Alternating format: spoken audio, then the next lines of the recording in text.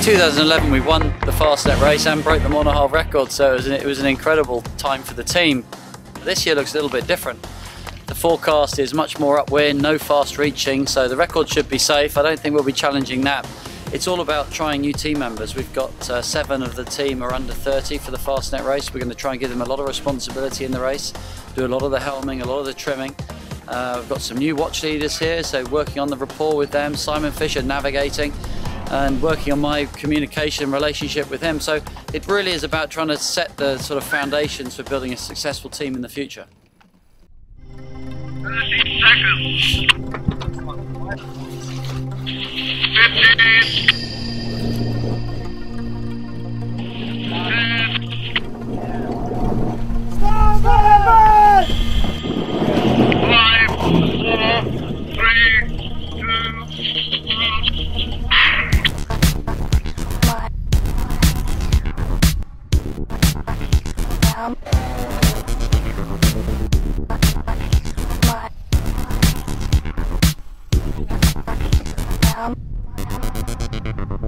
But we're out by the needles, we're almost out. The biggest thing right now is just missing all these small boats. Yeah, we're getting, it's panning out pretty much like forecast. We're probably on max pressure right now, 20 knots as we're heading out. We can settle down a bit as well. Plenty of tacking here up in the channel, but we can look forward to it being a bit more relaxed and some longer boards shortly.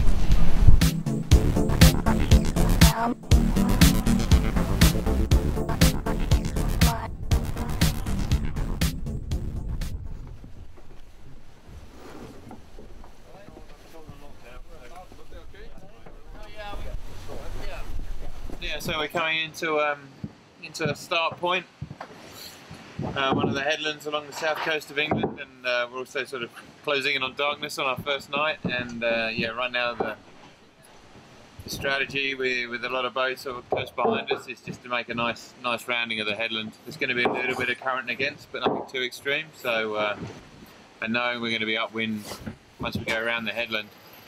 Right now it's just important that we're close enough to the point, sort of treating it like a leeward mark and getting around in good shape and away on the other side upwind. So yeah, I'll go down and you watch. Yeah.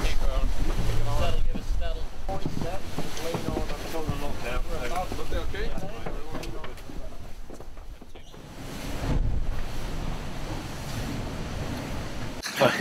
Didn't have a great night. We got a nice lead over the other 70s coming into start point, which is notorious for having no wind under it. It's quite high land, quite high cliffs. The tide had turned against us, so we saw the leaders stop, so we decided to foot off and try and sail around, hoping there'd be more wind offshore. And unfortunately it was us that stopped, and everybody behind just piled in along the beach under the cliff and sailed straight by, so we probably lost about 6 or 7 miles. So it's going to be pretty tough to get that back over the course of the race, but you never know what's around the corner. All the open 60s overtook us, SCA, Bellamente. Instead of being the hunted, we're the hunter.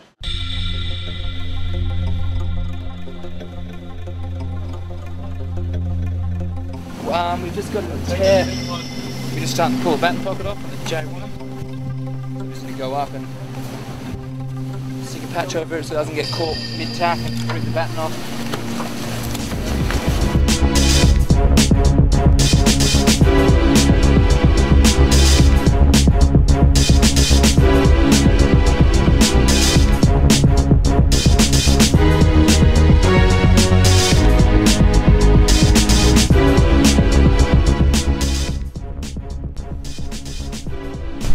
Repairing a batten pocket. It was too hard to fix it in the sky, so we had to wait till we peeled to the tube to be able to do it properly. This under 30 spot is what everybody wants. It's my age, so Ian and all the other skippers' emails are just getting hit daily with people who want this spot. So everybody knows it's going to be a really hard spot to get, and I'm just so grateful to be here to actually get a trial. So great, but personally this is something that I've always wanted to do, was the Volvo Ocean Race or the Round the World race since I was a little kid. Back then it was the Whitbread, now it's the Volvo, and it's the dream has never changed. So it would be yeah, dream come true. Unfortunately, we haven't had the outrageous conditions that these boats are known to handle, so that we could really light this thing up and see what it can do. But you know, the conditions we have right now are just as tricky as the windy, outrageous conditions. It's light air and really, really bumpy out here. It's, yeah, these are just as hard to prove yourself in these conditions as it is the really windy conditions. So just not as fun.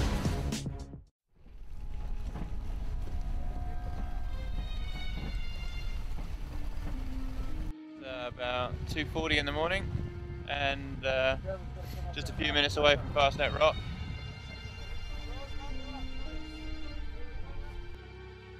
We are on the rock, and we're chasing the ACA, and they are 6 miles in front of us, and we try to go and get them.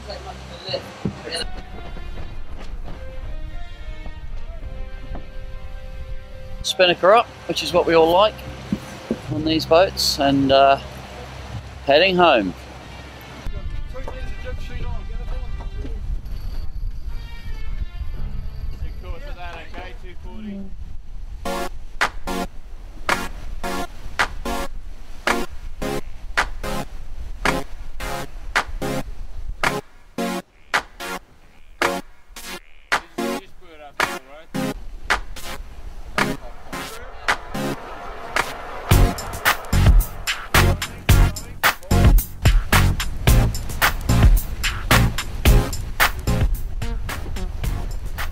Wind went really light, we had a big cloud. We ran into the back of them in a light spot, and now the wind's filling in from behind, so we were able to make some gains. Also, we got a running spinnaker, they got a reaching spinnaker, so we're able to sail a little bit lower. So if the wind stays like this, then we should slowly be able to pull them in with this spinnaker. But of course, if it heads and we start reaching, then it'll be good for them. All right, so we were 5.5 miles behind 17 miles ago. So we've taken 4 miles in the last 17 miles, so got to be happy with that.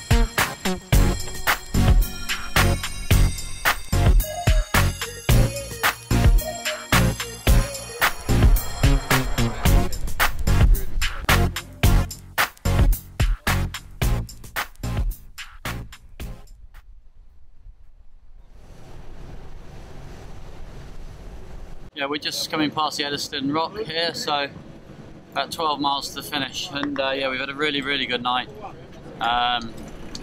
Did well coming away from the Scillies. It was really light, quite shifty.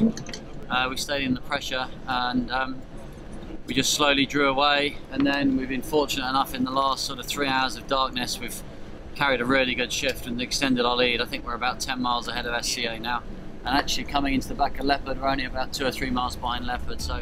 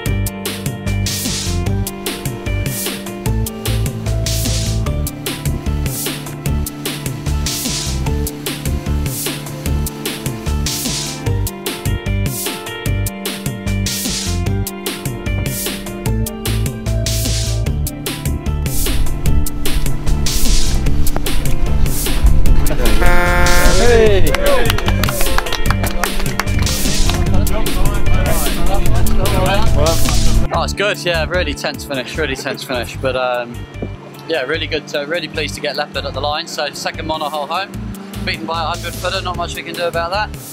and great tussle with SCA, and I'm sure there's going to be plenty more of those in the future. I think the most enjoyable thing for me was the atmosphere on board. You know, everybody, even when we had a bad time at start point, fell behind, everyone was really positive. And yeah, it's very early days, but a great start to the programme. Cold, wet, raining, and happy for sure, excited that we met Leopard in the last 4 miles before the finish. It's a great day for Abu Dhabi for sure.